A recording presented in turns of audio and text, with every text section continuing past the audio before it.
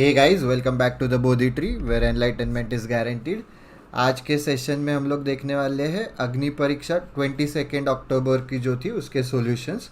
Let's directly jump in the video. पहला question हमारा mixtures and allegations का था एंड सिंपल ही कंसेप्ट थे, ज़्यादा डिफिकल्ट नहीं है। A mixture of milk water and honey contains milk and water का रेशियो दिया है, basically milk is to water, तो वो दिया है उन्होंने 7:11। तो हमारा simple ratio proportion and variation का कंसेप्ट है कि 7:11 मतलब नथिंग बट अपन क्या लेते हैं कि मिल्क का मैं क्वांटिटी लूँगा 7x, एक वेरिएबल बेसिकली, वाटर का लूँगा 11x, right. Respectively while quantity of Honey in it is 4 litres more than that of water. तो हनी कितना हो जाएगा अभी 4 litres more than that of water. Water कितना है मेरे पास 11x, तो हनी हो जाएगा सिंपल 11x प्लस 4 लीटर्स, एकदम बेसिक। ठीक है, यहाँ तक क्लियर है। I hope for everyone. कुछ भी डाउट्स रहेंगे आज them in the comment section below. I hope this is clear, Fairlie simple. पहले 2 लाइन्स हो गए, स्टेप बाय स्टेप जाना है। हर एक सेंटेंस हमें इक्वेशन के फॉर्म में लिखना है। If 14 litres of honey is added then the quantity of honey becomes twice that of milk. Simple. देखो अभी मैं क्या कर रहा हूँ, ये है मेरे पास ओरिजिनल सारे वैल्यूज़ कि मिल्क मेरा कितना है 7x लीटर्स, वाटर कितना है 11x लीटर्स, हनी कितना है 11x प्लस 4 लीटर्स। अभी क्या बोल रहे हैं ये इफ़ वाले, अगर मैं 14 लीटर्स हनी ऐड कर रहा हूँ तो हनी कितना हो जाएगा 11x प्लस 4 था मेरे पास, उसमें मैं 14 लीटर्स ऐड कर रहा हूँ, तो this will be the new quantity of honey. ठीक है, एंड वो बोल रहे हैं then the quantity of honey becomes twice that of milk. Becomes मतलब हनी की quantity now has become twice of milk, तो बिकम मतलब इक्वल टू, ठीक है, 11x plus 18 is now equal to twice that of milk. Milk तो उतना ही है, milk कुछ ऐड नहीं किया है, तो twice that of 7x। That's it, solve this, जो भी तुम्हारा आंसर आएगा। तो 2 इंटू 7x इज 14x, तो basically 11x plus 18 is 14x, 11x दूसरे साइड जाएगा। ये सब मैं तुम्हें समझने में आए इसलिए कर रहा हूँ, एग्ज़ाम में या जैसे जैसे प्रैक्टिस कर तो ये सब तुम्हें मन में करना है। x आ गया 6। Find the original quantity of the mixture. तो ओरिजिनल क्वांटिटी कितनी है 7x plus 11x plus 11x, तो 29x। तो 29x तो 29 इंटू 6 करोगे तुम, राइट, बराबर है। 6 9 ज़ा 54, 6 2 ज़ा 12, राइट। 6 9 ज़ा 54, 6 2 ज़ा 12, 174 ऑप्शन नहीं है।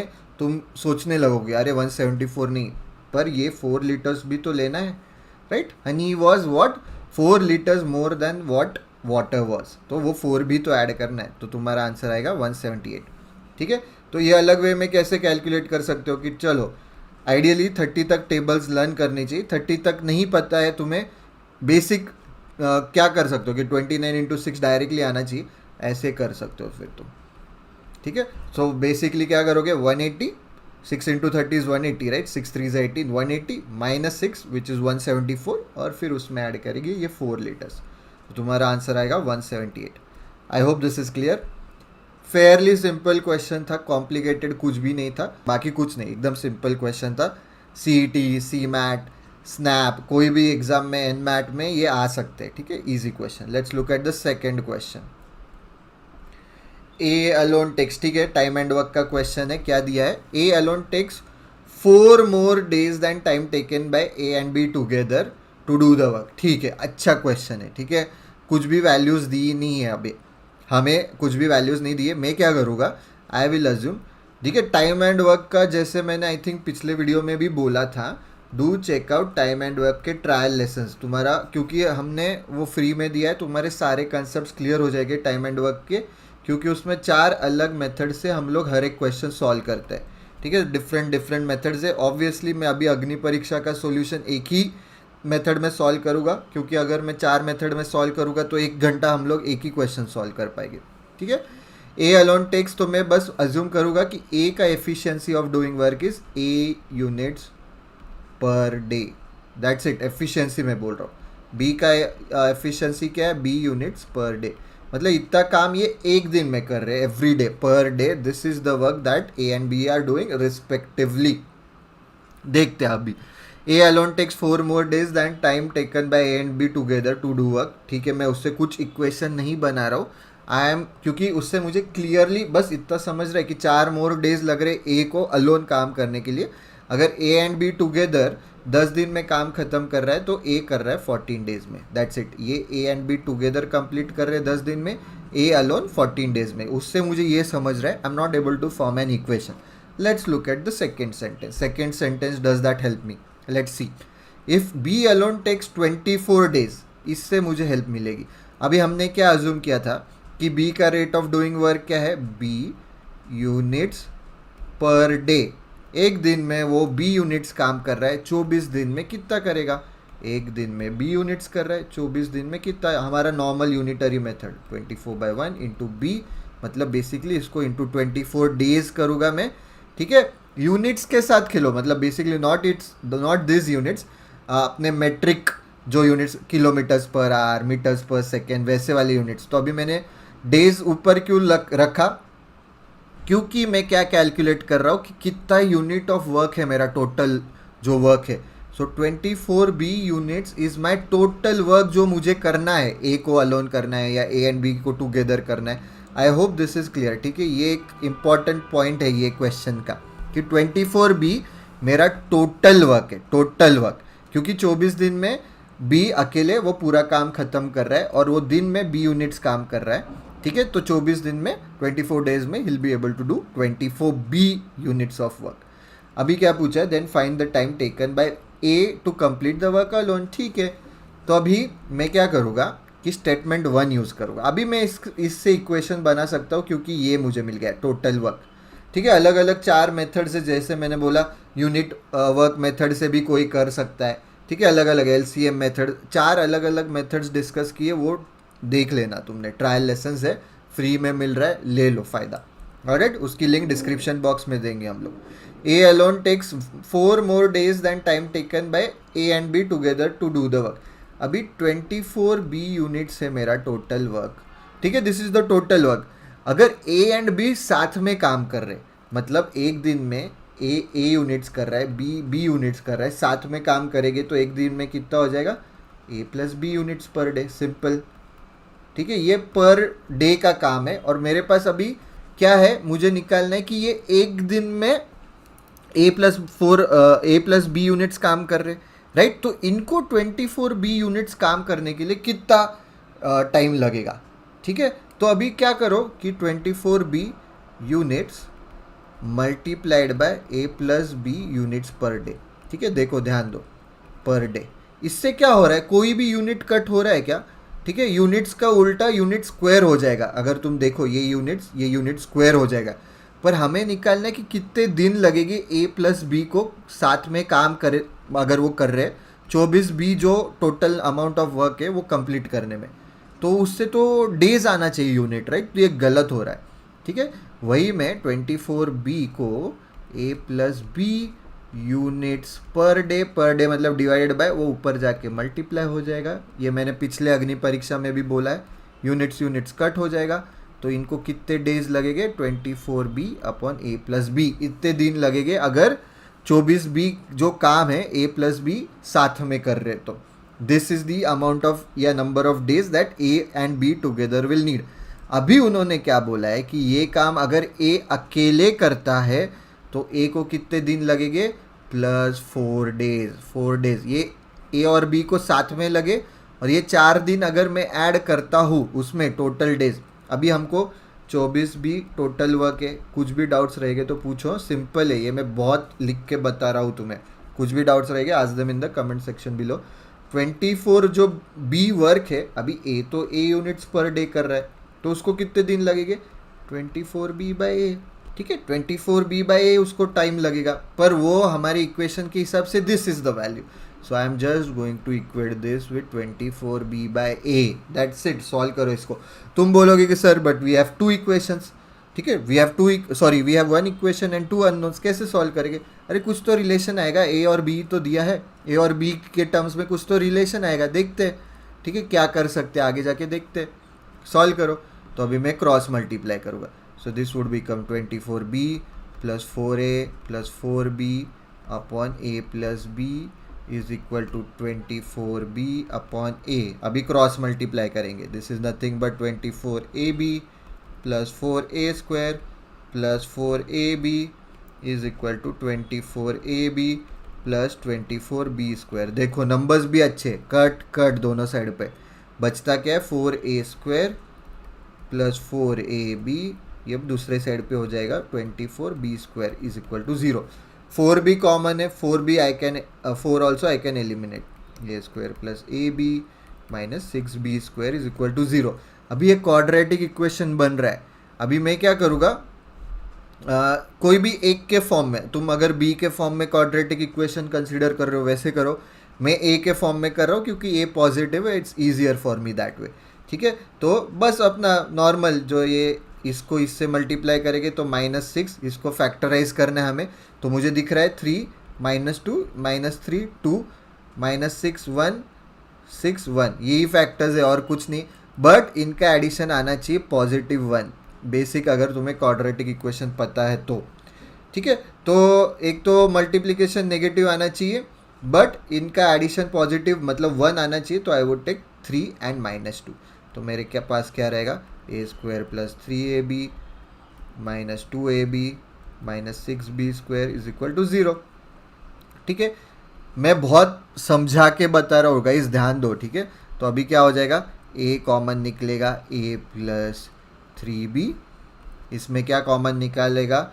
इसमें मैं निकालूंगा कॉमन -2a, फिर 2b है क्योंकि b² हो, -2b. फिर इसमें मिलेगा a प्लस 3b. ठीक है, तो a की वैल्यू आएगी इधर 2b या a की वैल्यू आएगी -3b.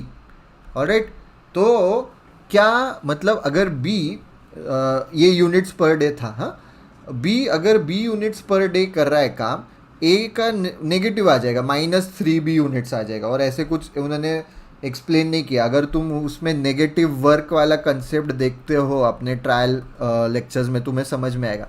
जनरली अगर सिंपल टर्म्स में बोलना है कि कोई अगर ब्रिक की वॉल बना रहा है तो दैट इज़ पॉजिटिव वर्क. अगर तुम्हारा फाइनल आउटपुट तुम्हें चाहिए कि वॉल बननी चाहिए तो दैट इज़ पॉजिटिव वर्क. और कोई वॉल तोड़ रहा है तो that is negative work. As oppose to कि एक ऑलरेडी बिल्ट वॉल है और वो तोड़नी है, तो एक बंदा ब्रिक्स डाल रहा है तो that would be negative work. और कोई वो वॉल तोड़ रहा है तो that would be positive work अगर तुम्हारा फाइनल आउटपुट चाहिए कि मुझे वो वॉल तोड़नी है. ठीक है, अंडरस्टैंड दिस. तो इस केस में ऐसे कुछ नहीं दिया, वो काम कर रहे हैं, दैट्स इट. तो ये पॉसिबल नहीं है. तो तुम्हें अज्यूम करना है कि पॉजिटिव वर्क कर रहे हैं दोनों. a is equal to 2b. ठीक है, इससे क्या मिलता है मुझे कि a की efficiency is twice of b's efficiency. और अगर b 24 दिन में काम कंप्लीट कर रहा है तो a कितने दिन में करेगा? 24 × 2 48 बराबर. ऑप्शन ही नहीं है. नहीं, एफिशिएंसी डबल है और मतलब वो डबल रेट से काम कर रहा है तो उसको दिन कम लगने वाले. कि अगर ए एंड बी पर्सन है, ए फास्ट काम कर रहे हैं तो नेचुरली उसको दिन कम लगने वाले, राइट. तो एग्जैक्ट रेशियो क्या आएगा? हाफ हो जाएगा. अगर बी को 24 दिन लग रहे, ए को 12 दिन ही लगेंगे. This is a good question. अच्छा क्वेश्चन था. जिनको आया उनका कंसेप्ट अच्छा है टाइम एंड वर्क का. ठीक है, कुछ भी डाउट्स रहेंगे ask them in the comment section below. Moving on to the next question. Alright, simple अपना कैलकुलेशन टेक्निक सिंप्लीफिकेशन. ये डायरेक्टली 19 ले लो, 19% ऑफ. ये डायरेक्टली 400 ले रहा हूँ. ठीक है, ये हो जाएगा 19 2 38 76 माइनस 240 डिवाइडेड बाई 60. ये हो जाएगा 4. ठीक है, 72 minus x² is equal to 50% of 34 17 minus 13 of 2. Of मतलब मल्टीप्लाई करो, ज़्यादा सोचो मत कि यहाँ पे परसेंटेज नहीं लिखा है, भूल गए क्या, वैसा कुछ नहीं. ठीक है, so this become 17 minus 26, this is -9. ठीक है, तो ये -9 दूसरे साइड जाके +9 होगा, ये दूसरे साइड जाके +x² होगा. तो 81 is equal to, simple question है, x is equal to +-9. Alright guys, I hope इसमें किसी को डाउट्स नहीं है. कुछ भी डाउट्स रहेंगे तो पूछ सकते हो, इतना मुश्किल नहीं है ये question. This is very easy question. ठीक है, जो भी बोधी विजन शीट है ना अभी, जो ठीक है कि जो स्नैप पे फोकस कर रहा है, अरे स्नैप आ रही है, जिसका एनमैट है, जो भी है, ठीक है, कोई भी एग्ज़ाम है और अरे कॉन्ट्स हुआ नहीं मेरा, एटलीस्ट तुम बोधी विजन के जो 34-35 पेजेस है ना, वो अगर ठीक से करते हो ना, हो जाएगा तुम्हारा कॉन्ट्स, एटलीस्ट कि तुम बेसिक इनफ मार्क्स ला सको कि वो तुम्हें हेल्प होगा कि इतने सिर्फ 34-35 पेजेस करके 50% तुम सॉल्व कर पा रहे हो, ग्रेट, ठीक है, अच्छा है, करके जाओ उतना तो भी। उसकी भी लिंक डिस्क्रिप्शन बॉक्स में रहेगी। ऑलराइट, पार्टनरशिप के स्टैंडर्ड क्वेश्चंस है। A and B entered into a partnership with the investment of X and X plus 1000। A X है, बी कितना है, एक्स प्लस 1000 है, alright, respectively. After 7 months A added 2000 to his initial investment. 7 महीने के लिए इतना ही था, ऑलराइट, ठीक है। एंड एनुअल प्रॉफिट, अच्छा, तो इसका ए के इसमें 7 महीने के बाद ऐड हो रहा है, बी का जैसे कि वैसे ही है, उसमें कुछ ऐड सब्ट्रैक्ट नहीं हो रहा है, ठीक है। तो ए का कैसा है कि 7 महीने के लिए 7x हो जाएगा। टाइम पीरियड भी तो कंसिडर करना है पार्टनरशिप में। ये हमने अग्नि परीक्षा जो सॉल्यूशंस है फर्स्ट या सेकंड में, अभी ये 22 का है, राइट, दिस इज़ फॉर अग्नि परीक्षा 22। तो 8 या 15 वाले अग्नि परीक्षा में डिस्कस किया ही है, ठीक है। तो 7 months का 7x प्लस अभी 5 महीने के लिए उसका कितना हो जाएगा, x प्लस 2000, क्योंकि वो ऐड कर रहे हैं ना, 2000 ऐड कर रहा है उसके इसमें। इसका कैसा है, इसका 12 के 12 महीने x प्लस 1000 ही है, तो 12 into X plus 1000, that's it. ये रेशियो हो जाएगा, ठीक है। तो ये कितना है, 12x plus 10,000, 7x plus 5x is 12x, 5 into 2000 is 10,000, ठीक है। थोड़ा सा फास्ट करो calculation, and 12,000 and this is given as 29/30, that's it. करो ये सॉल्व, ठीक है, यही सॉल्व करना है हमें। तो ये क्या हो जाता है कि क्रॉस मल्टीप्लाई करो basically, this becomes 30 into 12x plus 30 into 10,000 मतलब 3 lakhs is equal to 29 into 12x plus 29 into 12,000 plus 29 into 12,000। वो वैसे ही रहने दे रहा हूँ, कैलकुलेशन बाद में करेंगे। अभी ये जाएगा इधर, ये 3 लाख जाएगा दूसरी साइड पे, ठीक है, 3 लाख जाएगा दूसरी साइड पे। तो 29 इंटू 12x, 30 इंटू 12x अगर सब्ट्रैक्ट करता हूँ मैं, 30 इंटू 12x माइनस 29, इसलिए मैंने कैलकुलेट नहीं किया। 12x अगर मैं कॉमन निकालता हूँ, 30 माइनस 29 तो 1, दैट इज 12x रिमेन्स, ठीक है। सिमिलरली इसमें अगर मैं 1000 कॉमन निकालता हूँ तो बचेगा क्या, 1000 अगर कॉमन निकालता हूँ तो 29 इंटू 12 माइनस 300, 29 इंटू 12 माइनस 300 आ जाएगा, ठीक है। 1000 कॉमन निकाल रहा हूँ, सो this is nothing but 12 into 30 is 360, पर उसमें से 12 हटा दूंगा, वही जो हमेशा करते हैं अपन, ठीक है। That would be 348, 348 minus 300 is 48, 48 into 1000 divided by 12 लेके जा रहा हूँ, फास्ट करना है हमें, 12 4 जा, तो x की वैल्यू आ गई 4000। निकालना क्या है, find the sum of the initial investment. Initial investment क्या है, x एंड x प्लस 1000, तो सिर्फ 2x करके 8000 आ गया, नोटा मत मार्क करो, इसमें ये 1000 भी ऐड करना है, तो तुम्हारा आंसर हो जाएगा 9000, ठीक है। 2x plus 1000 that is 8000 plus 1000 9000। I hope that is clear, ठीक है। सिंपल पार्टनरशिप का कंसेप्ट था, कुछ अलग ऐसे मुश्किल नहीं था। कुछ भी डाउट्स रह गए एज यूजुअल आज them in the comment section below, and also तुमको मज़ा आ रहा है, अच्छे से समझ रहा है कोई concept, do let us know in the comment section, क्योंकि फिर हम लोग ये कंटिन्यू करेंगे सीरीज़, ठीक है, कि हाँ चलो अच्छा है, समझ में आ रहा है, स्टूडेंट्स को फ़ायदा हो रहा है। Don't forget to click on the like button, share करो, subscribe to the Bodhi tree channel, also press on the bell icon, मतलब जब भी ये वीडियोज़ आते रहेंगे तो तुम्हें समझ में आएगा। Alright, moving on to the next question.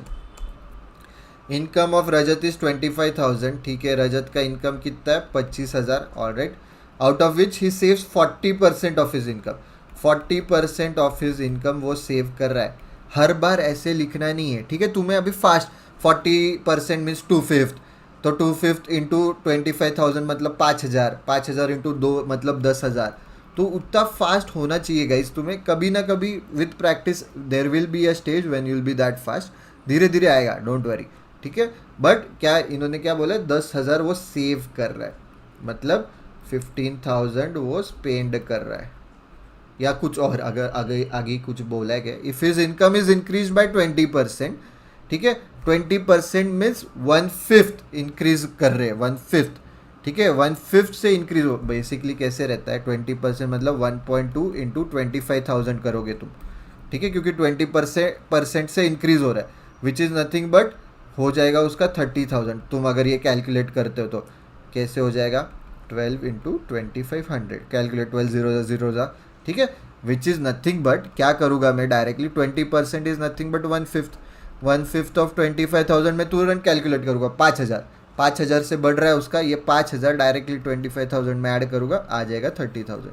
Multiple ways है तुम्हें परसेंटेज का करने का, ठीक है, तुमको जो भी कंफर्टेबल हो यूज दैट, ठीक है। And his expenditure is increase by, ये अभी उसका नया इनकम है, ठीक है, this is his new income and his expenditure is increase by 15%, ठीक है। स्पेंड पहले उसका 15,000 का था, अभी वो स्पेंड 1.15, 15% ऑफ दिस, मतलब 15/100 करूँगा इंटू 15,000, ठीक है, 2 0 ये सब मन में करो, 15 का स्क्वायर 2250, इतने से बढ़ रहा है, ठीक है, उसका स्पेंड बढ़ रहा है उतने से, मतलब हो जाएगा 17,250, ऑलराइट 17,250। अभी क्या बोल रहे हैं, फाइंड इज न्यू सेविंग्स, तो ये न्यू इनकम है, ये न्यू सेविंग्स है, ऑलराइट गाइस, आई होप कि समझ में आ रहा है, ठीक है। तो 750 ऐड करूँगा तो 18,000, तो 2,000 से 20,000, तो 2,750 वाला ऑप्शन कौन सा है, एक ही है, क्योंकि और 10,000 भी ऐड करना है ना 30,000 तक पहुंचने के लिए। आई होप कि कैसे समझा, मैं राउंड राउंड करते गए, अच्छा मुझे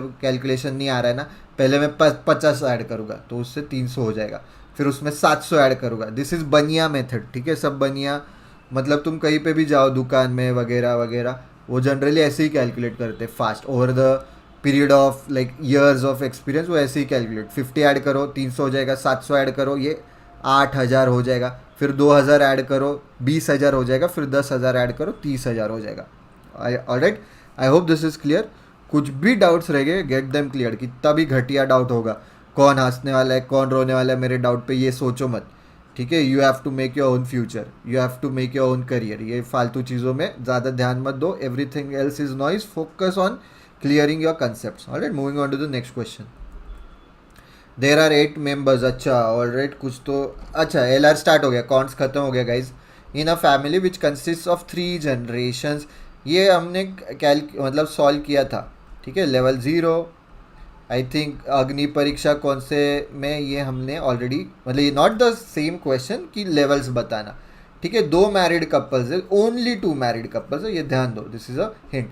are is brother in law of V, who is daughter of Q, ठीक है, अभी इसमें अभी तक फिट नहीं कर रहा हूँ मैं लेवल्स में, तो R is brother in law of V, who is daughter of Q, तो V is the daughter of Q, इतना समझा मुझे बस, क्यू का जेंडर नहीं पता। And R is brother in law of V, मतलब क्या हो सकता है कि आर अगर वी का ब्रदर इन लॉ है, मतलब वी का कोई हस्बैंड है, उसका भाई आर है, ठीक है, समझो डिफरेंस, कि वी का कोई हस्बैंड है, सम एक्स भी इंक्लूडेड है क्या, नहीं है इसमें इंक्लूडेड ना, कुछ तो रैंडम पर्सन ऐसा, ठीक है, दिस इज हस्बैंड, और इसका कोई भाई है आर, तो R will be brother in law of we.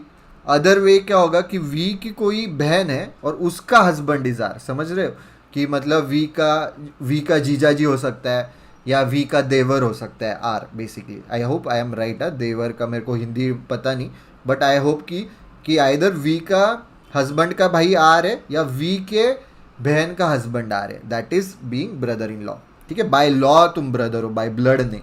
Alright, इससे कुछ समझ में नहीं आ रहा, मैं ये होल्ड पे रख रहा हूँ। W is the maternal uncle of S, ठीक है, W is the maternal uncle of S, मतलब क्या, S है उसकी कोई माँ है, ठीक है, some person is a mother of S, इसका जो भाई है दैट इज W, मतलब मैटरनल अंकल क्या हो गया, माँ का भाई, that is mama, this is mama, W is the maternal uncle of S, मामा, कुछ भी नहीं पता, होल्ड पे रख रहा हूँ, मुझे कुछ भी नहीं पता, ठीक है, अभी तक मतलब लिंकेज नहीं कर पा रहे हम लोग, we are not able to link the different blood relation. Q who is a male member, चलो ये समझा, Q is a male member, मतलब Q is the father of V, इतना समझा। Who is a male member has only one son, अच्छा अच्छा, और V who is the daughter, अच्छा Q को एक ही सन है guys, has only one son, ये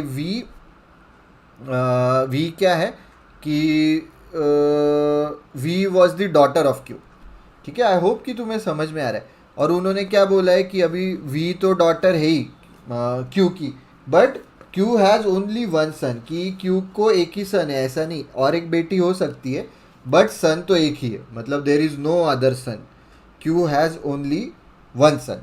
ठीक है, कि मतलब वो कोई भी हो सकता है, but V as of now is the daughter that we know. I hope this is clear. ठीक है, स्टेप बाय स्टेप जाना है। क्यू को कोई एक सन भी है तो वो भी मैं यहाँ पे मेंशन कर लेता हूँ। सन कौन है वो हमें पता नहीं है। ठीक है, क्यू हैज़ ओनली वन सन, वो कौन है हमें पता नहीं है, होल्ड पे रखो। पर सन जैसे जनरली मैंने पिछले इसमें भी मेंशन किया था, ये मैं मेल्स के लिए रिप्रेजेंट करता हूँ, दीज आर फीमेल्स। ठीक है, all right. T is the mother of U, who is the father of S. Okay, T is the, अच्छा थोड़ा सा भी क्लिक होने लगा है guys. T is mother of U, who is father of S, तो U is the father of S. ठीक है, U is the father of S. ठीक है, फादर है, इसकी कोई वाइफ है, यू की कोई वाइफ है, उसका भाई डब्ल्यू है। ये देखो, यही लिंक कर रहा हूँ मैं बस, इसकी वाइफ है, उसका भाई डब्ल्यू है। ऑलराइट, कूल, देखते। T is mother of you, T U की मदर है। ऑलराइट, आई थिंक जनरेशन्स आ गए फिर तीन अपने पास। टी इज़ द, क्या बोला है उन्होंने, मदर ऑफ यू। गाइस देखो, T is the mother of U. Guys समझ रहे, तीन लेवल्स हो गए, तो 101% S has to be in level 0, option नहीं है। एस लेवल 1 में हो गया तो यू लेवल 2 में जाएगा, टी ऊपर के लेवल में जाएगी, और पर उतने ही नहीं, उन्होंने बोल दिया है कि there are 3 generations which consist of 3 generation. तो स्टेप बाय स्टेप कैसे जाना है ध्यान दो। ठीक है, पैनिक नहीं होना है कभी भी, ये बहुत हाथ के क्वेश्चंस रहते हैं, ये एकदम easily solvable provided you go step by step. ये फादर है, इसकी कोई वाइफ है, इसका भाई डब्ल्यू है। ठीक है, तो बराबर मैटरनल अंकल हो गया, वाइफ, 2 कपल से हमारे पास एक कपल हो गया, बट वाइफ कौन है वो पता नहीं।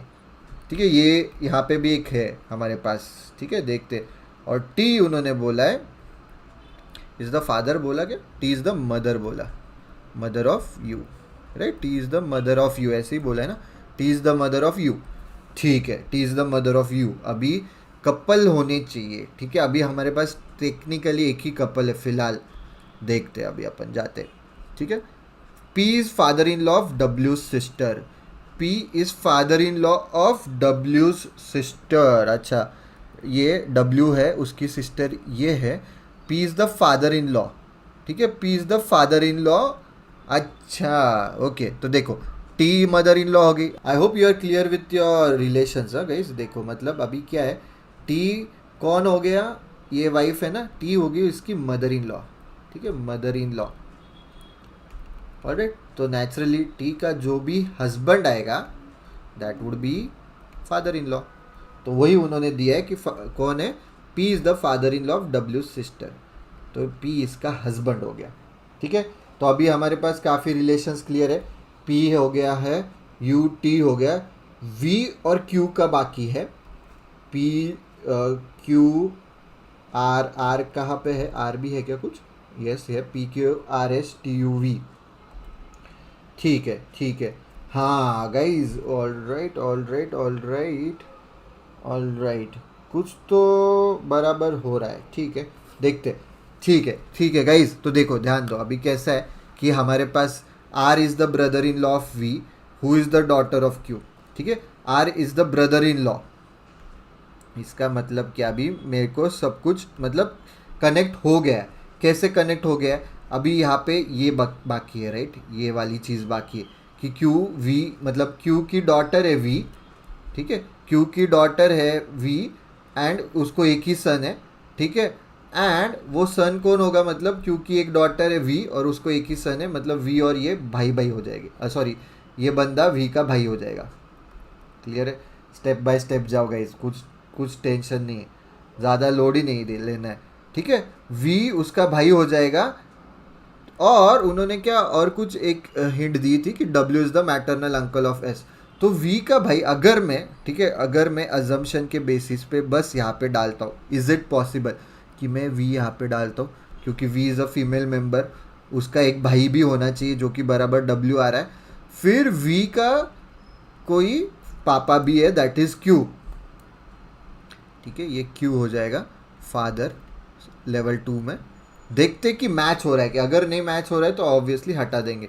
फिर अभी क्या, R is the brother in law of V who is the daughter of Q. R is the brother in law of V, अभी ये कैसे पॉसिबल है, आर तो जगह ही नहीं है कि नहीं है। सब कुछ मैच हो रहा है गाइस, 100% ट्रू है। R is the brother in law of V. ठीक है, तो कैसे हो जाएगा कि यू को यहाँ पे एक भाई है, R is the brother of U is the husband of V, तो बराबर R becomes brother in law of V. ठीक है, तो मैच हो रहा है सब। Who is the daughter of Q, ठीक है। फिर क्या है, W is maternal uncle of S, match हो रहा है। W is the maternal uncle of S, कैसे, क्योंकि एस की माँ हो गई है वी, उसका भाई हो गया डब्ल्यू, तो बराबर मैटरनल अंकल भी हो रहा है। Q who is a male member has only one son, पर अब हमें 2 कपल्स भी चाहिए, बराबर हो रहा है, सब मैच हो रहा है guys. Q is a male member has only one son, Q has only one son, बराबर मेल मेंबर है ये, और उसको एक ही सन है, एंड दैट इज़ डब्ल्यू। ठीक है, डब्ल्यू विल बी द सन, एक ही सन है। T is the mother of U who is the father of S, P is the father, and सब मैच हो रहा है गाइस। तो कभी कभी ना मैंने ये क्यों रिस्क ली कि मैंने वी जो है, वी यहाँ पे ही क्यों डाला, क्योंकि बराबर देखो एक वी आ रहा था जो कि फीमेल चाहिए थी, यहाँ पे फीमेल के लिए जगह थी, और उसका एक भाई भी था, और यहाँ पे सब मैच हो रहा था, तो मैंने बस ट्राई किया। तो कभी कभी ट्रायल एंड एरर करो ब्लड रिलेशंस में। तो आई होप कि ब्लड रिलेशंस क्लियर है। तो अभी सब आंसर्स आने चाहिए, कुछ भी डाउट्स रहेंगे obviously ask them in the comment section below. How is S related to brother in law of V, S का रिलेशन निकाल ही नहीं पाएंगे क्योंकि एस मेल है या फीमेल है, क्वेश्चन मार्क है। ठीक है, तो डायरेक्टली येस ऑप्शन है, कांट से एस का रिलेशन नहीं निकाल सकते। ठीक है, brother, how is S related to brother in law of V, V का ब्रदर इन लॉ कौन है, आर है, तो आर का रिलेशन विथ एस बता सकते कि R is going to be paternal uncle, कैसे, क्योंकि एस के पापा यू, उसके भाई आर, मतलब आर विल बी चाचा, ठीक है, ऑफ एस। पर एस कौन है, एस कैन बी नेफ्यू और niece. How is Q's son related to U's spouse, how is Q's son related to U's spouse, U का स्पाउस कौन है, वी, तो क्यू का सन कैसा है, वी का भाई है, तो it's going to be brother. I hope this is clear. Doubts रहेंगे तो पूछो, छोड़ो मत डाउट्स। ठीक है, moving on to the next question. अच्छा क्वेश्चन था, सॉल्वेबल है सब, बस तुम्हारे स्ट्रेंथ्स या वीकनेसेस के हिसाब से तुम्हें टैकल करने questions guys. If it is possible to make a meaningful English word from 3rd, 7th and 9th letter, 3rd, 7th, 9th letter of the word subscription from left end. अच्छा, left end specify किया है, नसीब। Right end से भी बोलते तो अपन right end से कंसिडर करते थे। Then what will be the 3rd letter of the word, अभी BIT से कुछ वर्ड बना है तो बिट ही वर्ड बनता है। ठीक है, ITB, IBT, टिब ऐसे कोई वर्ड नहीं है, तो बिट ही वर्ड है। आई होप कि सबको बिट का मीनिंग पता है। ठीक है, bit. What will be the 3rd letter of the word so form from the right end, तो देखो यहाँ पे 3rd letter so formed from the right end, तो राइट एंड से क्या होगा, बी होगा। If no words can be formed then mark X, तो वर्ड तो बन रहा है बिट।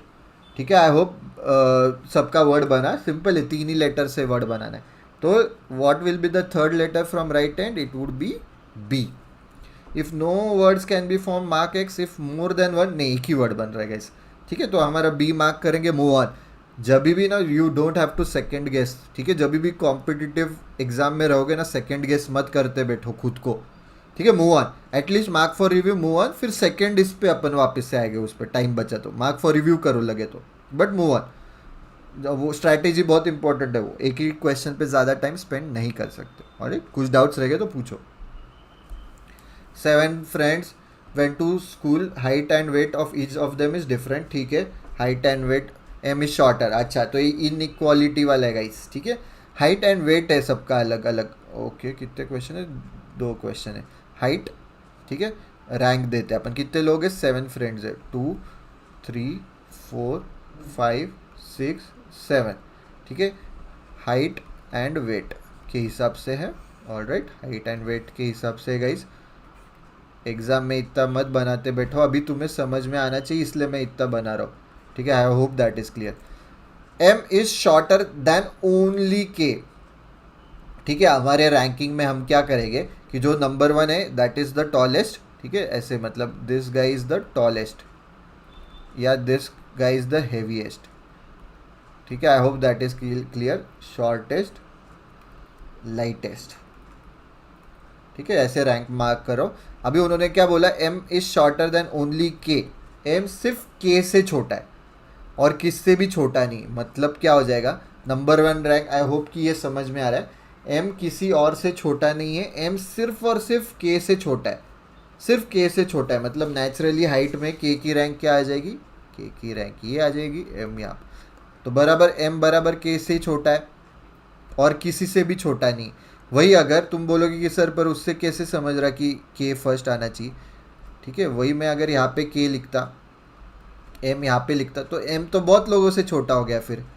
ठीक है, M can be smaller than this guy, this guy, this guy, this guy, this guy और के ऑल्सो। ठीक है, इसलिए दैट्स वाई कि हमें क्या बोलते, के फर्स्ट लिखना है। ठीक है, let me erase this. Alright guys, कुछ डाउट्स रह गए तो पूछो। लॉजिकल है, एल आर का ही क्वेश्चन है तो ऑब्वियसली लॉजिक होने वाला है। तो M is shorter than only K, तो ये तो यूज़ कर लिया मैंने। अच्छा, यहाँ पे कर रहा हूँ मैं, हटा दे रहा हूँ। The one who is the shortest person is the heaviest person.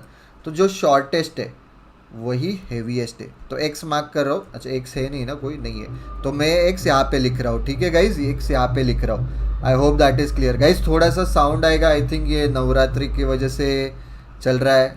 Alright, तो एक्स यहाँ पे आ गया। कुछ तुमको लगा कि नहीं वापस से समझाओ तो आस्क मी। ठीक है, one who is the shortest person is the heaviest person also, ये मैंने हटा दिया। L is heavier than M। ठीक है, L is heavier than M, कि L is heavier than M, तो L होना चाहिए यहाँ पे। ठीक है, हैवी के टर्म्स में L होगा यहाँ पे, यहाँ पे, यहाँ पे, कहीं पे भी, but make sure he is heavier than M। उन्होंने ऐसे नहीं बोला कि ही इज़ जस्ट, मतलब जस्ट हैवियर देन M, कि ऐसे ही आना चाहिए कि L और M साथ में आना चाहिए। L कैन बी हियर, फिर 1-2 लोग हो गए, फिर M हो सकता है। L कैन बी हियर, 4-5 लोग रहेंगे, यहाँ पे M होगा। बट मेक श्योर कि L is heavier than M weight के क्लास में। वो मैंने यूज़ नहीं किया है तो मैं मार्क कर रहा हूँ ऐसे। यूज़ नहीं किया मतलब मैंने रिप्रेजेंट नहीं किया। अब ये देखो, जस्ट टॉलर देन जे, तो उन्होंने बताया कि जस्ट टॉलर देन जे, तो बेसिकली हमारे ऊपर वाले इसमें, ठीक है, ये हाइट वाले इसमें O और J साथ में आने चाहिए, O और J साथ में आने चाहिए। अभी O is just taller then J, तो वो साथ में कैसे आएंगे वो हमें पता नहीं, पर वो मतलब बेसिकली यहाँ पे और यहाँ पे, या यहाँ पे और यहाँ पे, या यहाँ पे और यहाँ पे, या यहाँ पे और यहाँ पे आ सकते, बट O और J साथ में आना चाहिए। आई होप दैट इज़ क्लियर। ठीक है, तो ये भी यूज़ नहीं किया है। P is shorter then L but not immediately shorter. ठीक है, P is shorter then L, मतलब L is taller then P, L is taller then P guys. तो इस केस में L is taller then P but not just, तो not just वाले मैं ऐसे रिप्रेजेंट कर रहा हूँ, जो साथ में आने चाहिए वो ऐसे रिप्रेजेंट कर रहा हूँ कि O पहले आना चाहिए J के। L is taller then P ऐसे रिप्रेजेंट किया है मैंने। नॉट जस्ट है, उन्होंने स्पेसिफाई किया है कि बट नॉट इमीजिएट। ठीक है, P is shorter then L but not immediate. ठीक है, ये भी होल्ड पे रखो। मैंने रिप्रेजेंट नहीं किया है इसलिए, मतलब एक्चुअल रैंक में नहीं लिखा है इसलिए मैं ऐसे मार्क कर रहा हूँ। The one who is just shorter than L, मतलब L के बाद आना चाहिए वो, PL is just heavier than M। Okay, ये होल्ड पे रखो। अभी बहुत सारे इसमें कंफ्यूजिंग आए हैं कि जो L के बाद आने वाला है वो जस्ट M के पहले आना चाहिए।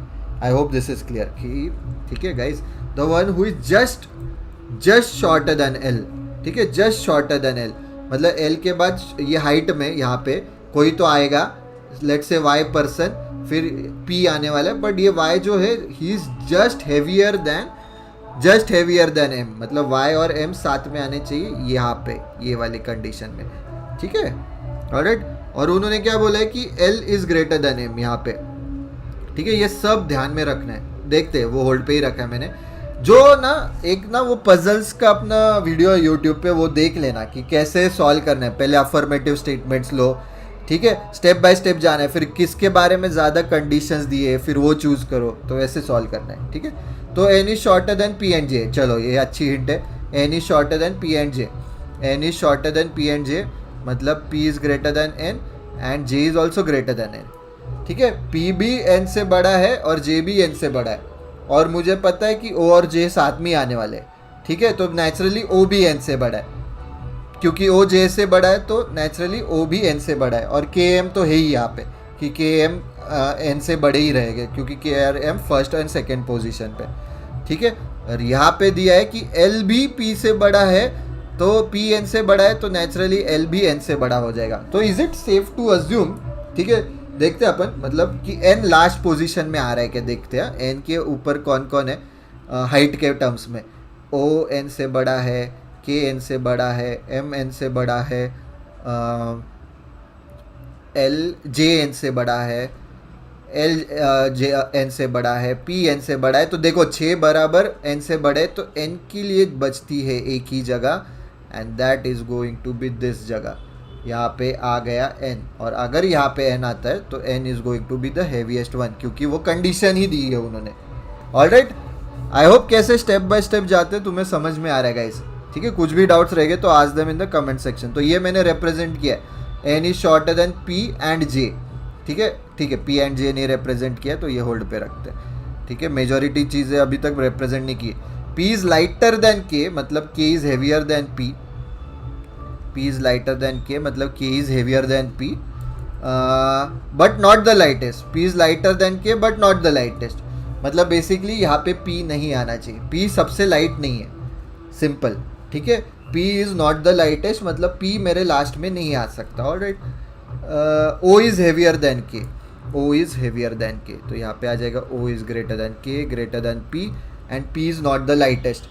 और क्या कंडीशन है वेट्स के लिए हमारे पास, L is greater than M, ठीक है, L is greater than M. अभी देखते कि और क्या कंडीशंस है, अभी मैप करना स्टार्ट करते, काफ़ी हमारे पास अभी है, ठीक है, कि ओ ग्रेटर देन जे है, जे ग्रेटर देन एन है, एल ग्रेटर देन पी, ओ और जे साथ में आने चाहिए, ठीक है। ऐसे बहुत सारी कंडीशंस है, अभी देखते हैं फिर कहाँ पे फिट होता है, ठीक है, कहाँ पे फिट कौन हो रहा है देखते हैं अपन। ऑलराइट, और यहाँ पे उन्होंने ऐसे कुछ कंडीशन बोली नहीं जो जनरली देते कि जिसका सपोज हाइट में फर्स्ट रैंक है वही फर्स्ट नहीं हो सकता वेट में, ऐसे कुछ मेंशन नहीं किया, तो वो भी यूज़ करेंगे, देखते हैं यूज़ हुआ तो।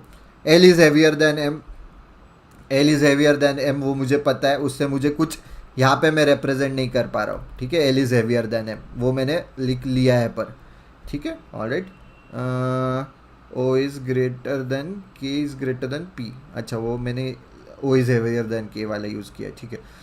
तो ये अभी ना मैंने लिख लिया है तो मैं हटा रहा हूँ, वापस नहीं होगा। O is just taller than J, तो ओ एंड जे साथ में चाहिए, वो भी मैंने लिख लिया है। O is just taller than J, ठीक है, वो भी साथ में लिख लिया है मैंने।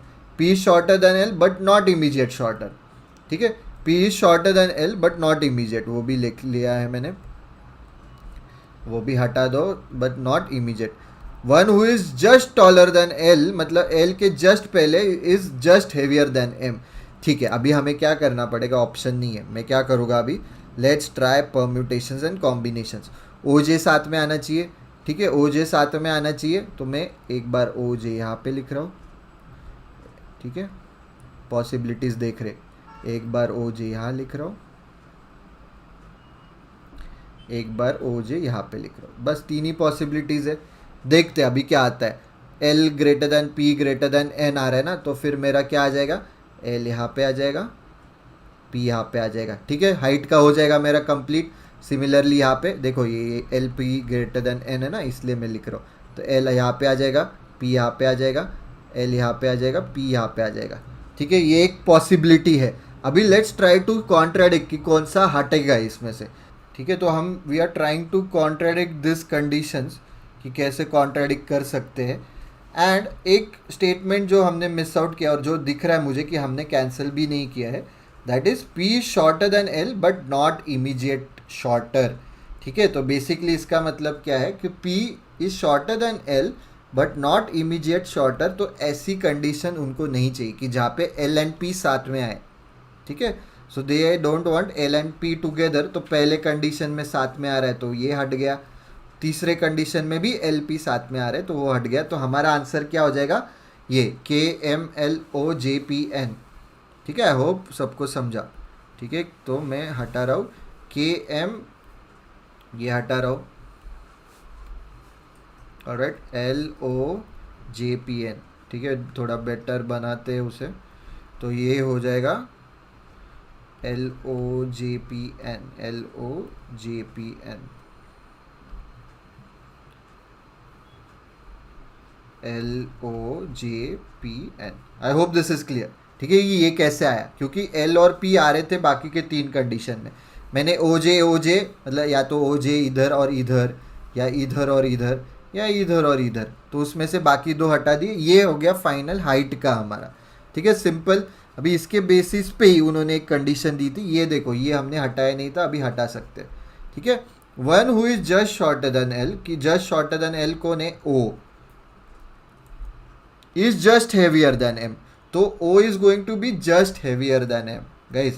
तो O is going to be just heavier than M, मतलब O और M साथ में चाहिए। ठीक है, कि O just heavier than M है, फिर K और P से भी वो heavier ही है, क्योंकि अगर O K से heavy है, P से heavy है, और वो बोल रहे कि O just heavier than M है, तो M के लिए जगह K और O के बीच में ही रहती है। I hope this is clear. कुछ भी डाउट्स रहेंगे आज देम, वो ऐसे भी हो सकता है, O M यहाँ पे, फिर बीच में कोई है, फिर K है, फिर P है, कुछ भी ऑप्शंस रह सकते हैं। ठीक है, पर O एंड M साथ में चाहिए, और O फिर M साथ में है, फिर K है, फिर P है, उसमें भी L is heavier than M बोल रहे हो। L is heavier than M और O is just going to be heavier than M, तो जगह कहाँ पे L को हैवी होने के लिए? L को O के पहले ही है। I hope this is clear. ये क्या मतलब समझ में आ रहा है? क्योंकि मैं ऐसे तो नहीं डाल सकता हूँ कि L is heavier than M and O is heavier then L, तो O L M ऐसे आ जाएगा, पर हमें O एंड M टुगेदर चाहिए ना, we want O and M to be together. तो ऑप्शन सिर्फ ये रहेगा कि मेरे पास आ जाएगा। गंदा दिख रहा है तो बताओ, we will try to solve this again. But उन्होंने ये भी बोला है कि P is not the lightest, P is not going to be lightest, तो P के लिए एक ही ऑप्शन बचता है वापस से। ठीक है, क्योंकि ये LOMKP कितने बराबर 5 है, तो वो किधर फिट करेंगे हम लोग? P यहाँ पे नहीं हो सकता, LOMKP बराबर यहाँ पे 5 जगह है, देखो। ठीक है, सिंपल क्वेश्चन है, अच्छा क्वेश्चन है। अभी बचता कौन है? LOMPQKLMNOP J बचता है, and that will be the lightest person. Clear है? Good question. मतलब कुछ नहीं, मतलब जो स्टेप बाय स्टेप जाना है। आई नो कि तुम्हारे एग्जाम के पॉइंट ऑफ व्यू से ऐसा नहीं कि तुम स्क्रीन पे मार्क कर सकते हो, बट आदत डालो। इतना बड़ा क्वेश्चन भी नहीं, 4 लाइंस का था, सॉल्वेबल था। O is the dash heaviest person, O is the 4th heaviest person, and J is the dash shortest person. ठीक है, डैश शॉर्टेस्ट फर्स्ट। अभी वो हेवीएस्ट पूछा है, नहीं सॉरी, ये हाइट का हो गया। O हेवीएस्ट के पॉइंट ऑफ व्यू से O is the 3rd heaviest person. My bad guys, not, देखो यहाँ पे हेवीएस्ट के पॉइंट ऑफ व्यू से तो लेफ्ट से काउंट करेंगे, और अभी पूछा है J is the dash shortest person, shortest मतलब राइट से, J 3rd शॉर्टेस्ट पर्सन। ठीक है, तो दोनों 3rd आ जाएगा तुम्हारा। आई होप ये काउंट कैसे, तुम शॉर्टेस्ट पर्सन J को 1 2 3 4 5th नहीं बोल सकते हो कि 5th शॉर्टेस्ट है वो, नहीं, 5th शॉर्टेस्ट हो जाएगा तुम्हारा L। ठीक है, वो ज़्यादा शॉर्ट नहीं। फर्स्ट शॉर्टेस्ट पर्सन कौन है? N, तो ये शॉर्टेस्ट है इसलिए राइट से काउंट करेंगे। टॉलेस्ट पूछा रहता तो लेफ्ट से काउंट करते। I hope that difference is clear. ये 10th क्वेश्चन था। अच्छा, 9th भी, L is taller than dash but lighter than dash. L is taller than, L taller किनसे है? इन लोगों से, OGPN, OGPN से टॉलर है, lighter than, L is lighter than, L is lighter than, मतलब L is N is heavier than L, तो L is lighter than only 1 person. L सिर्फ, बाकी सबसे हेवी है L is lighter than only N, क्योंकि heaviest N है। उसके बाद लेफ्ट टू राइट हेवीनेस कम हो रहा है, तो L इज लाइटर। अगर ये 80 किलो का है तो L 79 का है, मतलब कम बोल रहा हूँ मैं बस, ये 78 का है, मतलब L is heavier than all the people towards his right but lighter than N, तो इस लाइटर देन N आएगा।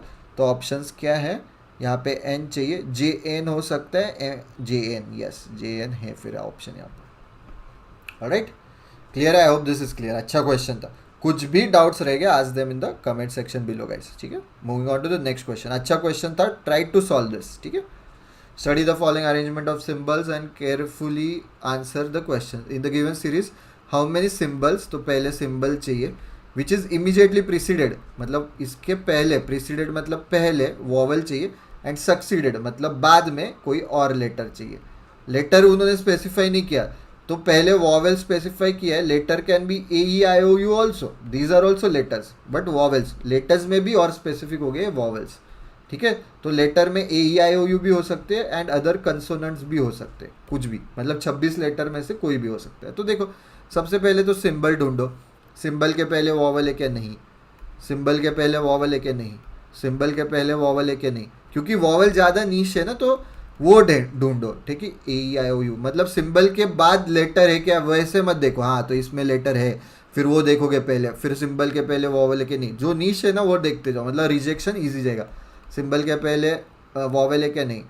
सिंबल के पहले सिंबल है, सिंबल के पहले वॉवेल है, सिंबल के बाद लेटर है, एक मिल गया. वॉवेल नहीं है. सिंबल के पहले वॉवेल है, सिंबल के बाद लेटर है. सिंबल के पहले वॉवेल है, सिंबल के बाद लेटर है. सिंबल के पहले तीन. तो हाउ मेनी कैसे है, ऐसे तीन मिले मुझे. ठीक है, तो आई होप कि समझा. यहाँ पे letter can be A I O U और कंसोनेंट्स एज वेल. ठीक है, moving on to next question. अच्छा, उसका ही है. Which element is exactly in the middle of third vowel from the right. Exactly middle of third vowel from the right. Vowel ढूंढना है सिर्फ. पहला वॉवेल, दूसरा वॉवेल, तीसरा vowel from right. This is the third vowel from the right hand and fourth symbol from the left hand. One symbol, two symbol, three symbol, four symbol. तो इसके और इसके बीच में विच एलिमेंट, एलिमेंट बोला है अभी. Element can be letter, number, जो भी है, सिंबल. ठीक है, तो बराबर ऑप्शन में भी देखो सिंबल और लेटर्स है, नंबर है ही नहीं. ठीक है, तो ये एक दो तीन चार हटा दिए, एक दो तीन चार यहाँ से हटा दिए, फिर यहाँ से तीन हटा दिए, यहाँ से तीन हटा दिए, बचता क्या है बीच में? पी. आई होप ये समझा मैंने क्या किया. ठीक है, क्या मतलब काउंटिंग किया basically. Alright, Look at question number 13. So this is the question number 13. ये है पैराजंबल वाला question, reorder the sentences, sentence rearrangement वाला क्वेश्चन. तो हमें क्या करना होता है पहले सेंटेंस पैराजंबल में, कि आपको स्टार्टिंग सेंटेंस ढूंढना होता है, पेयर्स बनाने होते हैं. तो आप मुझे देखिए, फिर आपको समझेगा कि क्या स्ट्रेटेजी यूज करनी चाहिए एग्जाम के वक्त या कोई पैराजंबल क्वेश्चन सॉल्व करते वक्त. So there is a thing called as bread crumbs. ठीक है, तो ब्रेड क्रम्स को कैसे आइडेंटिफाई करना है, किसे रिलेट करना है. ब्रेड क्रम्स वाले जनरली सेंटेंसेस स्टार्टिंग सेंटेंस नहीं होते, तो वो देखते हैं. We will look at sentence ए.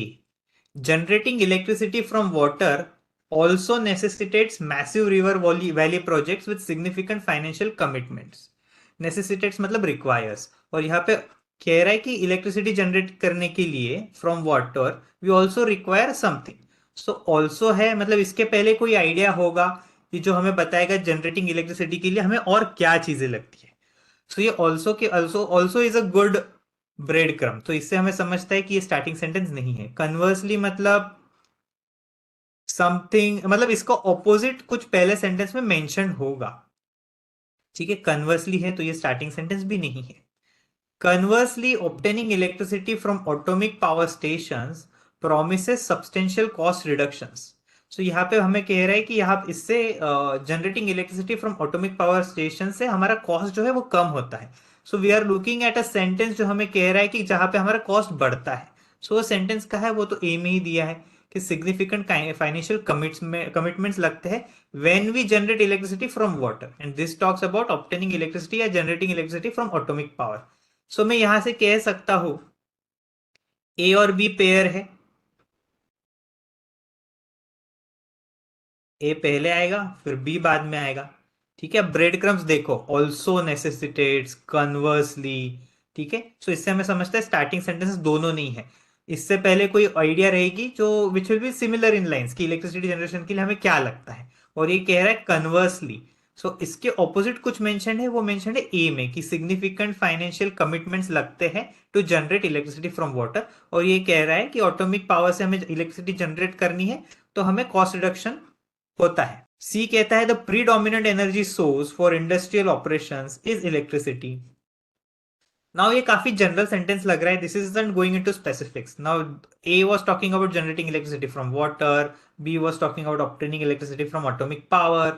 और ये सिर्फ इलेक्ट्रिसिटी के बारे में कह रहा है, हमें इलेक्ट्रिसिटी के बारे में कुछ इंफॉर्मेशन बता रहा है कि it is the primary the primary energy source for industrial operations is electricity. So ये स्टार्टिंग सेंटेंस हो सकता है, मैं नहीं कह रहा हूं कि ये होगा ही, ये हो सकता है। ठीक है, इससे अगर हमें कोई बेटर कंटेंडर आगे मिलता है तो हम इसको निकाल देंगे। सो हम देखते डी क्या कह रहा है, the implementation of atomic power plants will contribute to mitigating the shortage of these resources. These resources bread crumb है, तो ये सेंटेंस नहीं है। तो हमें देखना है दीज रिसोर्सेज कहां पे मेंशन है। अगर दीज रिसोर्सेज मेंशन है सो वो सेंटेंस के पहले, मतलब डी के पहले वो सेंटेंस आएगा। मोर ओवर मतलब in addition to something that has been already mention. So ये भी स्टार्टिंग सेंटेंस नहीं है। और मोर ओवर ने एक पैरेलल आइडिया देता है, तो हम देखते हैं मोर ओवर क्या कह रहे थे, इसेंशियल मिनरल रिसोर्सेज नीडेड मतलब required worldwide for electricity generation are depleting rapidly. So ये कह रहा है mineral resources are depleting rapidly. पर डी क्या कह रहा है, मतलब जो डी में दीज रिसोर्सेस थे तो वो कौन से रिसोर्सेस थे, मिनरल रिसोर्सेस थे। सो ई और डी साथ में आएगा। सो ई क्या कह रहा है, the mineral resources are depleting rapidly, और डी कह रहा है the implementation of atomic power plants will contribute to mitigating the shortage of these resources. ना ये आपका ब्रेड क्रम थ्रू भी आपका एक पेयर बन जाता है ईडी ईडी, और यहाँ पे कॉन्ट्रास्ट वाला भी पेयर बनता है। जैसे ये भी एक कॉन्ट्रास्ट वाला पेयर था कि सिग्निफिकेंट फाइनेंशियल कमिटमेंट्स लगते हैं, ऊपर यहाँ पे सब्सटेंशियल कॉस्ट रिडक्शन की बात कर रहे हैं। यहाँ पे कह रहा है कि इसेंशियल मिनरल रिसोर्सेज कम होते जा रहे हैं, but the implementation of atomic power plants will contribute to mitigating the shortage of these resources. तो ये कॉन्ट्रास्ट से ही बन रहा है। But the generation of electricity, but है ब्रेड क्रम है, तो ये स्टार्टिंग सेंटेंस नहीं है। सो हमें हमारे पास क्या एक ही कंटेंडर है, C is the best starting sentence. F क्या कह रहा है, but the generation of electricity requires large quantities of coal. ठीक है, नाउ यहां इसको कहां बिठाना है हम देखते हैं। पर ये क्या कह रहा है, the generation of electricity requires, और ए क्या कह रहा था, generating electricity from water also necessitates also requires massive river valley project. So ये जो ऑल्सो था वो एफ के लिए ऑल्सो था, मतलब एफ में एक मेंशन है, सेकंड कहां पे मेंशन है, ए में मेंशन है। सो मैं कह सकता हूं सेंटेंसेस देख के एफ ए बी एक साथ आएंगे और ईडी एक साथ आएंगे। नाउ सी है, सी क्या कह रहा है, the pre dominant energy source for industrial operations is electricity. General sentence है। नाउ अभी हमें पता है एफ ए बी एक साथ है, बस हमें देखना है ईडी यहां पे आएगा या ईडी यहां पे आएगा। ठीक है, सो हम देखते हैं। सी कहता है the predominant energy source for industrial operations is electricity. ये क्या कह रहा है, moreover the essential mineral resources needed worldwide for electricity generation are depleting rapidly. तो ना ये इलेक्ट्रिसिटी के लिए एक नेगेटिव पॉइंट है, इलेक्ट्रिसिटी जनरेशन के लिए नेगेटिव। और ये मोर ओवर से हमें समझता है कि इससे पहले भी एक आइडिया आएगी जो कि नेगेटिव आइडिया आएगी। ठीक है, तो क्या वो आइडिया सी में है, सी में तो वो आइडिया नहीं है, C is a very neutral and general statement.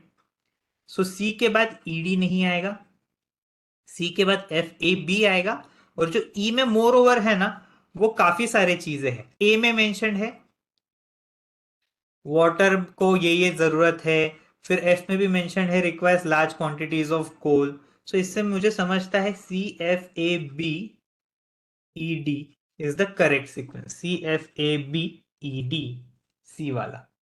Next question देखते हैं, ये है, ये भी पैराजंबल वाला है। सो ए सेंटेंस देखते हैं, when the story's narrator encounters Funes, he is still a young man known in his village for his peculiar talent to tell the time whenever asked, even though he never wears a watch. So यहाँ पे फ्यून्स use किया है, पहले कहीं mention है क्या फ्यून्स का, वो हम देखते हैं। इन द ओपनिंग स्टोरी, मतलब इतने सेंटेंस से हमें समझते हैं कि हो सकता है starting sentence. In the opening story of this collection, this क्या है, ब्रेड क्रम है। सो ये स्टार्टिंग सेंटेंस नहीं होगा, कौन सा कलेक्शन हमें नहीं पता अब तक। Borges introduces a character who loses his ability to forget a man named Ireneo Funes. So मैंने जैसे आपको कंसेप्चुअल वीडियोस में बताया है, इरिनियो फ्यून्स फ्यून्स आया। सो इसका मतलब ये है ए स्टार्टिंग सेंटेंस नहीं है, इसका मतलब ये है कि ए जो है वो बी के पहले नहीं आएगा। ठीक है, हमेशा अगर मुझे सीक्वेंस अरेंज करनी है तो बी पहले आएगा, ए कहीं तो भी बाद में आएगा, डायरेक्टली भी आ सकता है। एज ऑफ नाउ मैं समझ सकता हूँ कि बी पहले आएगा, ए बाद में आएगा। सो ए स्टार्टिंग सेंटेंस नहीं है, बी है ही नहीं, क्योंकि यहाँ पे एक ब्रेड क्रम है।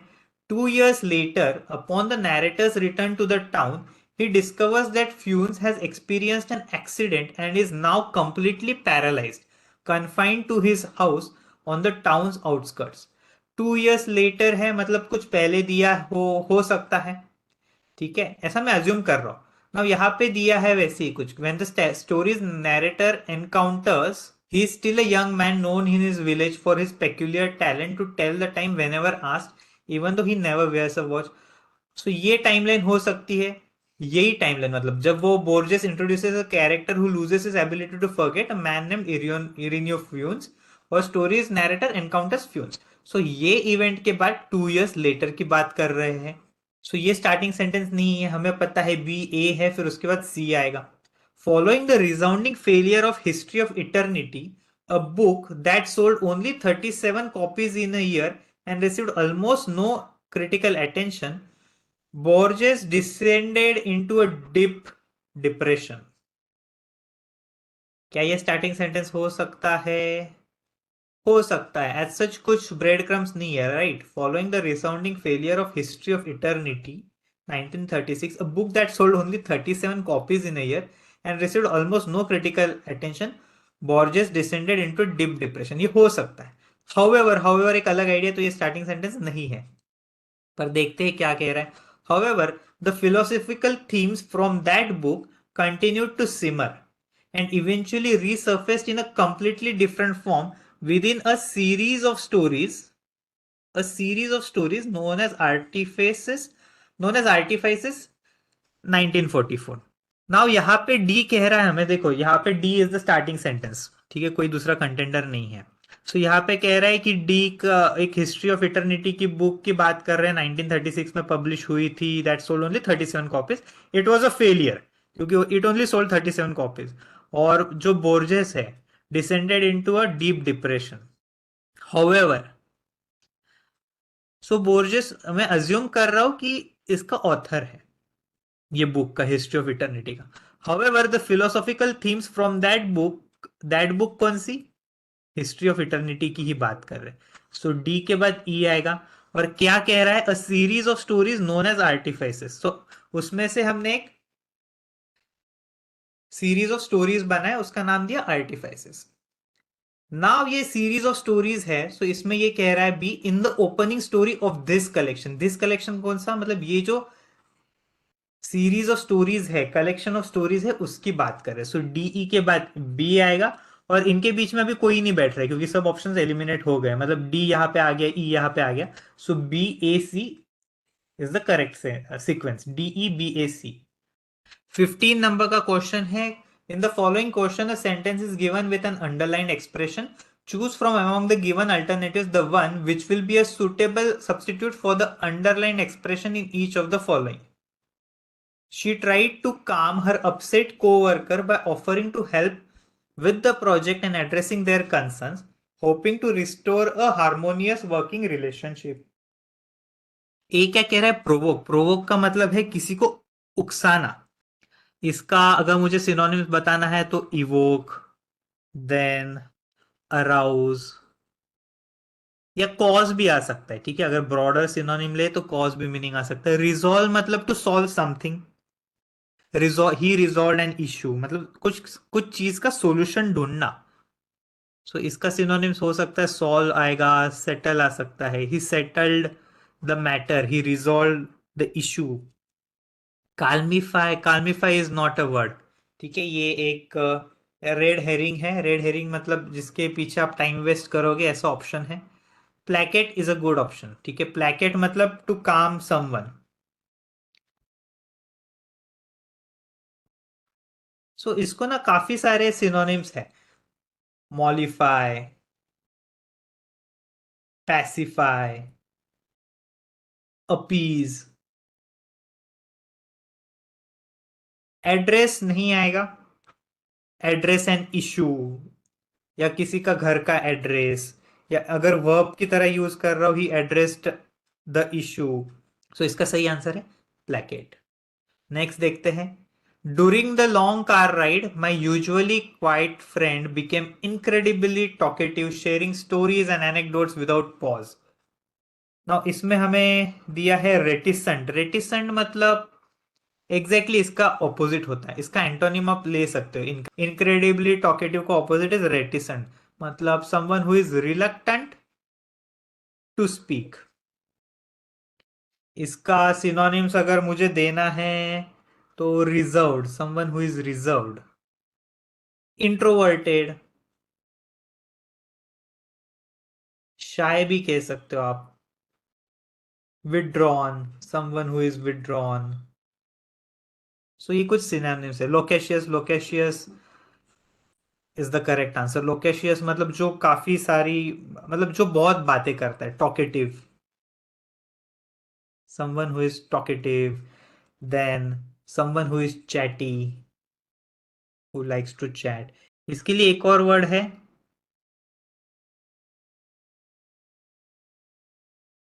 Garrulous, GARRULOUS। वर्डी मतलब हम कह सकते हैं टॉकेटिव से रिलेटेड है, पर ये ना this is the best fit as of now. Wordy, wordy मतलब someone who uses more words than necessary, जरूरत से ज्यादा वर्ड्स यूज करना। पर वो यहाँ पे फिट नहीं हो रहा है। यहाँ पे हमें कहना है कि वो बहुत बड़बड़ कर रहा था, बहुत बातें कर रहा था। इसका एक और है वर्बोस।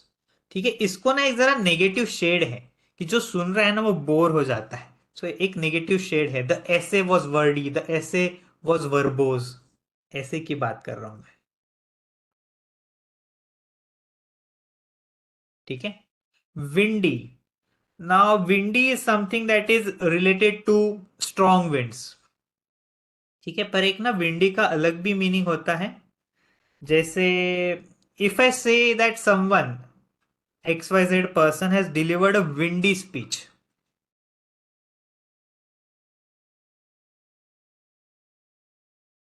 विंडी स्पीच, तो इसका मतलब he has delivered a pompous speech.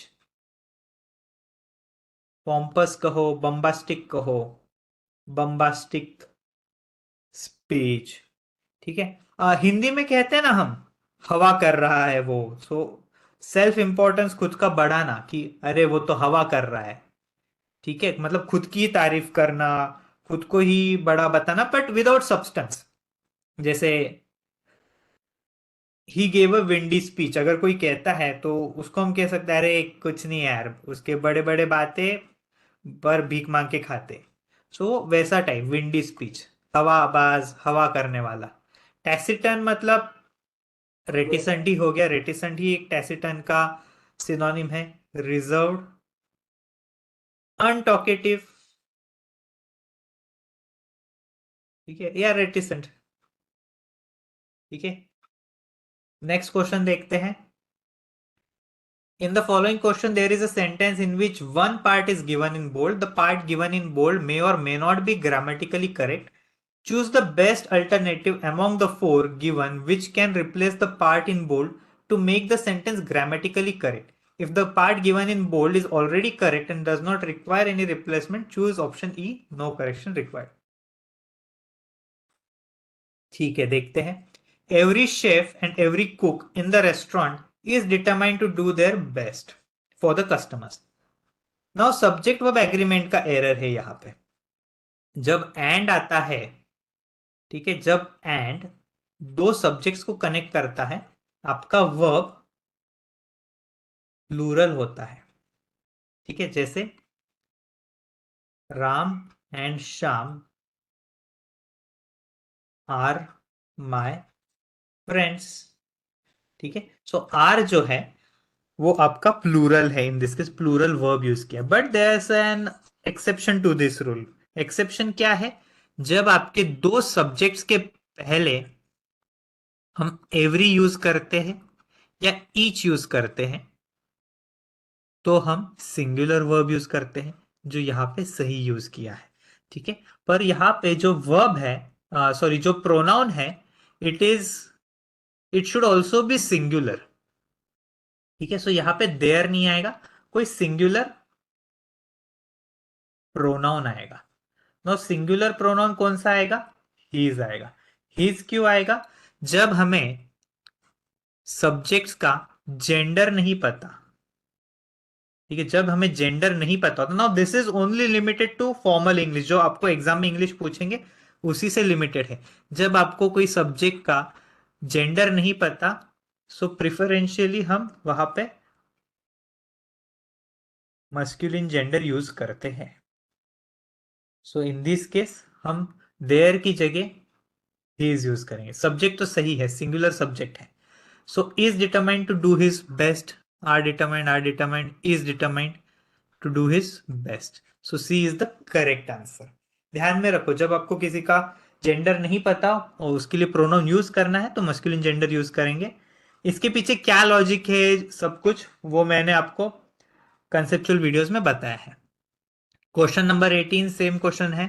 As soon as the laboratory technicians completed their analysis of the samples, when the research team will be able to draw meaningful conclusions about the experiments results। now जब हम as soon as use करते हैं, मतलब भी ऐसा ही है जैसे no, sooner, फिर उसके बाद में then. So this is a correlative conjunction. Scarcely, when, ठीक है। वैसे ही एक एक्सप्रेशन है as soon as, पर as soon as के बाद में हम when यूज नहीं करते, ना ही हम then यूज करते हैं, ना ही हम then यूज करते हैं, हम कुछ नहीं यूज करते। सो यहां से अगर मैं when निकाल देता हूं, as soon as the laboratory technicians complete their analysis of the samples, the research team will be able to draw meaningful conclusions about the experiments result।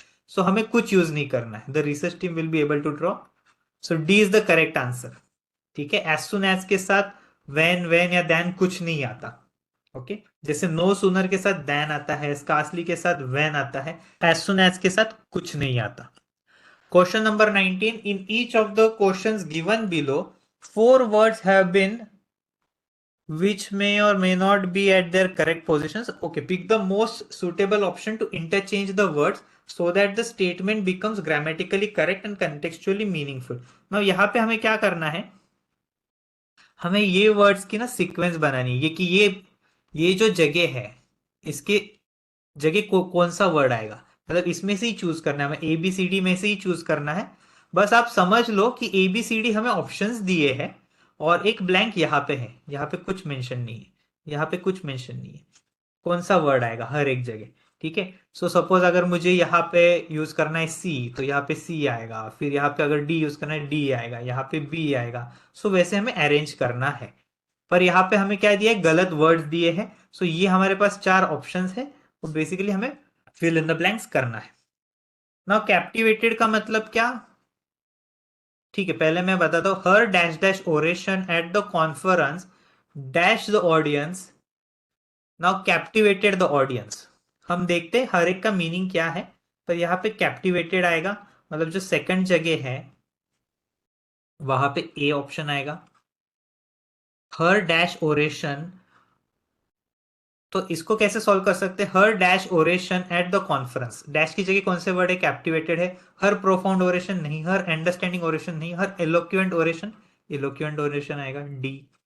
Now C में क्या है, dash, living a dash impact, living a captivated impact नहीं, living a profound impact, profound impact आएगा यहाँ पे। Profound को कौन सा है, बी है। On their dash of the subject matter, understanding of the subject matter, D A B C आएगा। नाउ कैप्टिवेटेड का मीनिंग क्या है, टू चार्म समवन, किसी को चार्म करना, टू फैसिनेट समवन, मतलब ये अभी मैं आपको सिनोनिम्स दे रहा हूं, फैसिनेट करना, एंथ्रॉल समवन, बीविच समवन, अल्यूर, ये सी है, अल्यूर समवन, एंचांट समवन। सो काफी सारे मीनिंग है। सो कैप्टिवेट का मतलब है किसी को मोहित करना, टू चार्म समवन। सो ये ना वर्ड किससे आया है, ये वर्ड आया है कैप्टिव से। कैप्टिव मतलब क्या? प्रिजनर। सो ये दोनों वर्ड कैप्टिव और कैप्टिवेट प्रिजनर से ही आया है। ठीक है, both have the same root word. उसका रूट वर्ड क्या है? कैप्टिवस है। इटालिया सॉरी लैटिन है कैप्टिवस, उसका मीनिंग है prisoner. So I was captivated bye her beauty, अगर कोई ऐसे कहता है तो मैं उसके ब्यूटी का प्रिजनर हो गया, मतलब वो मीनिंग ऐसा है। ठीक है, सो कैप्टिवेटेड का मतलब to charm someone, to fascinate someone. ठीक है, ये मीनिंग है। Then there is another word profound. Profound का मतलब है, इन दिस केस प्रोफाउंड का मतलब है great impact on someone. Profound का और एक मीनिंग है कि someone who has great knowledge.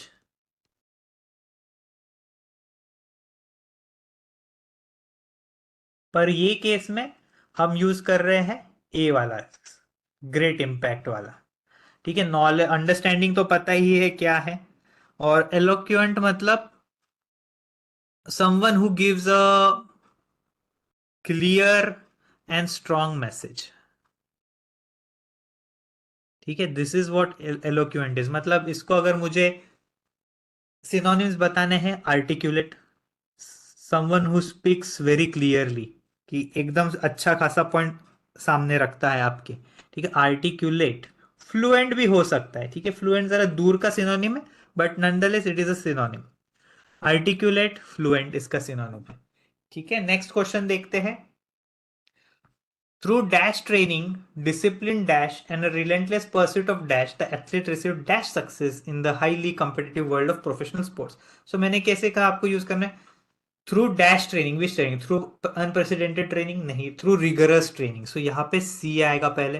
Through rigorous training, discipline, perfection, discipline, practice. So यहाँ पे प्रैक्टिस आएगा, क्योंकि यहाँ पे डिसिप्लिन के बाद प्रैक्टिस ही आएगा। डिसिप्लिन इन दिस केस क्या है? एडजेक्टिव है। सो हम यहाँ पे नाउन की जगह यूज कर रहे हैं।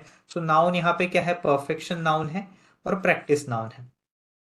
और डिसिप्लिन परफेक्शन के पास तो नहीं है, मतलब नहीं बैठ रहा है, डिसिप्लिन प्रैक्टिस बैठ रहा है। Discipline practice and a relentless pursuit of perfection, यहाँ पे परफेक्शन आएगा। The athlete achieved unprecedented success. Unprecedented मतलब something that has never been witnessed before. ठीक है, never seen before. Something that has been never witnessed before. ठीक है, कभी ऐसा एक्सपीरियंस ही किया नहीं, कभी ऐसी कुछ चीज देखी ही नहीं है। Never seen before. जब हम कहते हैं the company witnessed unprecedented growth, मतलब ऐसी ग्रोथ जो कभी कोई देखा ही नहीं है। ठीक है, सो सी डी ए बी, मतलब A option is the correct answer. That's it for this video, guys. If you like the video, don't forget to click on the like button, share करो, subscribe to the Bodhi Tree channel. Telegram group and channel पे ऐसे question जो हम लोगों ने अभी discuss किए daily basis without fail डालते रहते हैं। वो कम्युनिटी में फिर क्वेश्चंस डिस्कस होते हैं, इसका सोल्यूशन क्या है, ये कैसे सॉल्व करना है। तो do check out our Telegram group and channel. वहाँ पे मैं भी हूँ, मतलब मल्ला सर भी, हम लोग भी हेल्प करते हैं। बट इनिशियल मतलब जनरली स्टूडेंट्स ही एक दूसरे के डाउट सॉल्व करते हैं, हम लोग भी है ग्रुप में। इंस्टाग्राम पे डेली बेसिस पे डेली न्यूज़ एनालिसिस आता है, वो चेकआउट करो। और एक जो सी मैट दे रहे हैं, जैड दे रहे, टिसनेट दे रहे, जहाँ पे जी के आता है, जनरल अवेयरनेस, तो उनके लिए काम का है। ठीक है, ये प्लस यहाँ पे भी हम लोग करंट अफेयर्स क्विज डालते हैं, तो वो भी काम का है। यूट्यूब पे तो आती ही है ऑलरेडी, यूट्यूब पे डालते ही रहते हैं कंटेंट। तो do follow us on, like do subscribe to the YouTube channel. That's it for this video guys, see you in the next video. कुछ भी डाउट्स रहेंगे कितने भी घटिया, ask them in the comment section below. Thank you guys, see you in the next video.